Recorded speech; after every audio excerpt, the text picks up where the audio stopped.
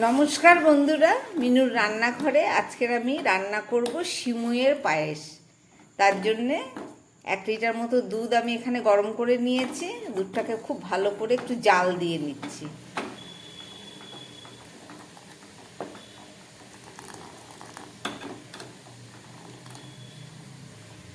দুধটা অনেকটাই ফুটে গেছে। এবার আমি সিমুইটাকে রান্না করব।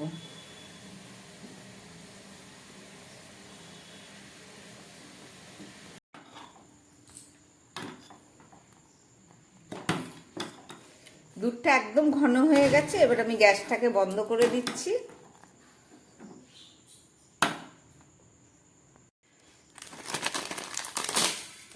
এখানে আমি 1 প্যাকেট এই যে সিমুই নিয়ে নিয়েছি।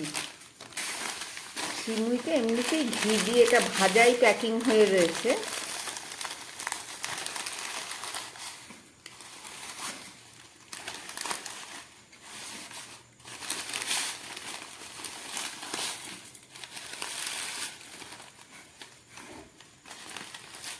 দেখুন ভাজা সিমুই বলে কত সুন্দর কালারটা।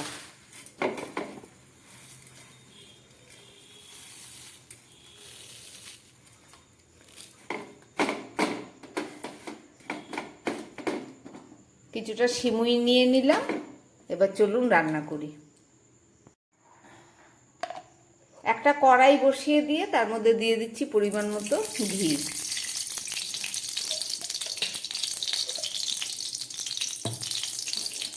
সিমুইটা এমনিই ভাজা রয়েছে, ওই জন্য বেশি পরিমাণে আমি দিলাম না।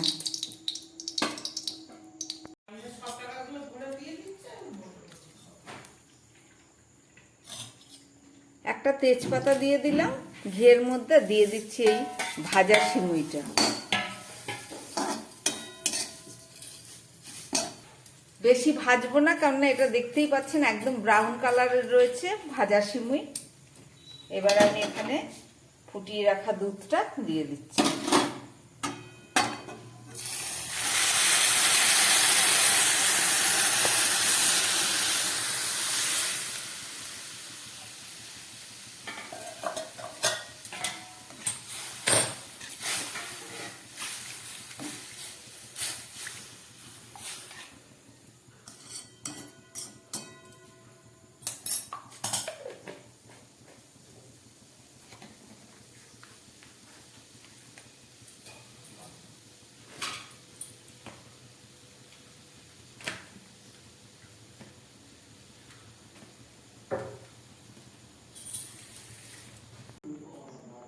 দিয়ে দিচ্ছে এলাচ। এলাচ দেওয়া হয়ে গেল। তেজপাতা, এলাচ দিয়েছি। দিয়ে দিচ্ছি কিছুটা কিশমিশ।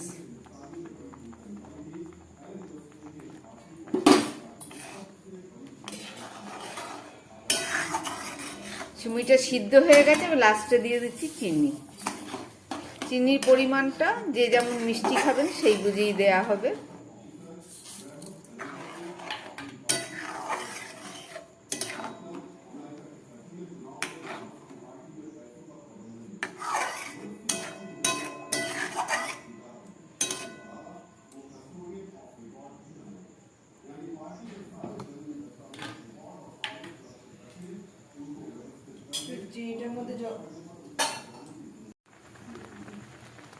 ফুটে উঠেছে, একটু সামান্য আমি নুন দিয়ে দিচ্ছি। না দিলেও হয়, যারা পছন্দ না করেন দেবেন না।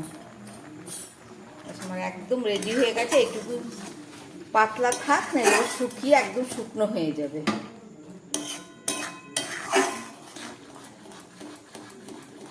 এখন একটু আমি ঢাকা দিয়ে রেখে দিচ্ছি। 2 মিনিট পরে দেখাচ্ছি। দেখুন কত সুন্দর ঘন হয়ে গেছে।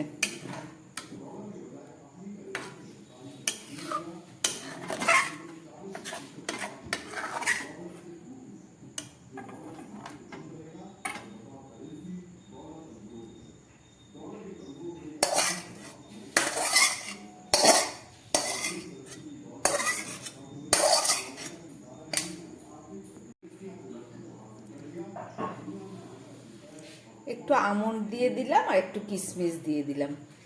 আপনাদের কাছে যা কিছু থাকবে ড্রাই ফ্রুট দিয়ে ভালো করে সাজিয়ে নেবেন। রান্না করলাম সিমুইয়ের পায়েস। দেখলেন রেসিপিটা, আশা করি আপনাদের ভালো লেগেছে। এইভাবে বানিয়ে রুটি, পরোটা, লুচি বা শুধু খেয়ে দেখবেন, দারুণ স্বাদ লাগবে। নমস্কার, সবাই সুস্থ থাকবেন, ভালো থাকবেন।